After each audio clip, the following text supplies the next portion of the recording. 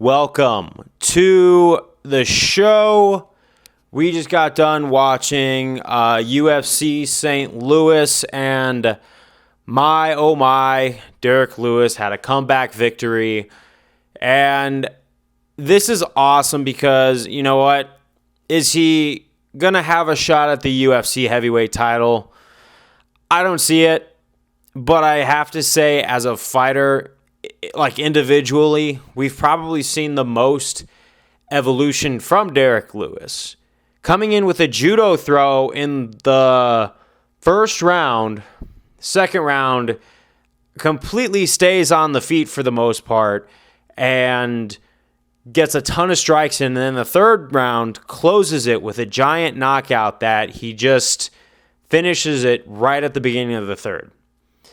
And of course, he was taken down a couple times, but he didn't have to just stand up. He knew what he was doing the entire time. The sense of calmness on Derrick Lewis was outstanding.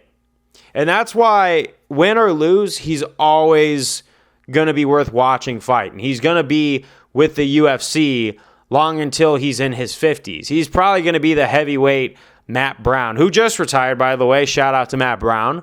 But Derrick Lewis, you know, he might not be the best heavyweight in the world. He's mainly a stand-up striker. He survives on brute force. Nothing wrong with that. You could win in any way in the UFC.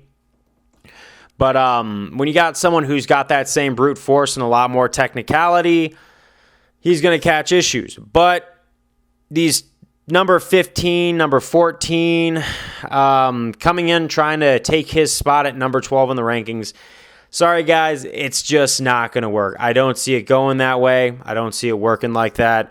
Now, do I think that he has some potential matchups in the future? We'll have to see. Right now, my number one pick to see Derrick Lewis fight next is in the first fight in the main card. It was Waldo Cortez Acosta, I believe, or Acosta Cortez, a heavyweight who has been gaining some merit in the heavyweight division. He lost to the same guy who Derrick Lewis beat, but he came back with a really good first round knockout. And then he just beat a massive hype train. So I think, honestly, he would be probably next to try and get up to that rankings and eventually fight Derrick Lewis. I think that would be a good fight. However, Derrick Lewis, man, did an amazing job tonight. He came back, took his shorts off, threw his cup in the stand at the media team. So whether or not that comes back to bite him, I will have to see. He might be suspended if the athletic commission decides to do anything, but probably not for long enough to where it's going to affect his fighting career. I just don't know how that goes along on sportsman conduct, especially if you're not on a pay-per-view. We'll have to wait and see. I don't know how that's going to go. I'm not a legal guy, but I could see where that would be a public relations problem.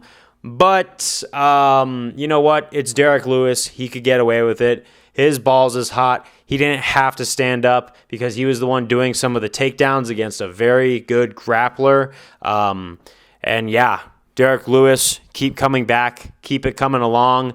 And yeah, keep your balls cool.